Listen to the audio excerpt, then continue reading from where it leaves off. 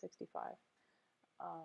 So first keep an eye on that hourly level that I just told you about, and then you can keep an eye on this level as well. Cloud is, thin through the midday. Then we get a nice thick rising cloud for a while. And then we have a drop-off cloud into the end of the day. So I'm not sure that this cloud is going to be relevant. We shall see. We are getting overbought. It's getting quite a lot of buying right here. We're getting overbought on the shorter time frame. So if you are long from this morning, you on a day trade, you might be careful here. Let's look at the 15-min.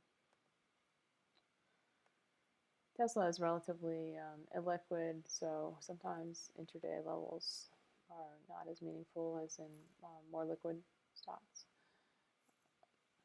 So we are also overbought on the RSI on 15-min, so just keep an eye here.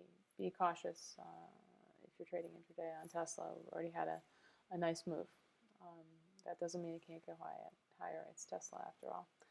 I would keep an eye on the broader markets to see what they're doing, and then we also have the FOMC minutes set too.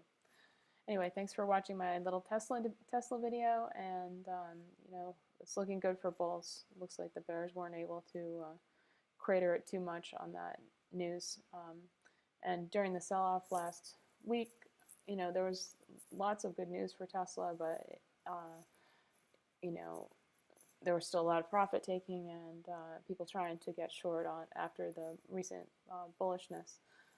But so far, it's not looking like the bears are winning. All right, have a great trading day, and we'll catch you next time. Thanks again.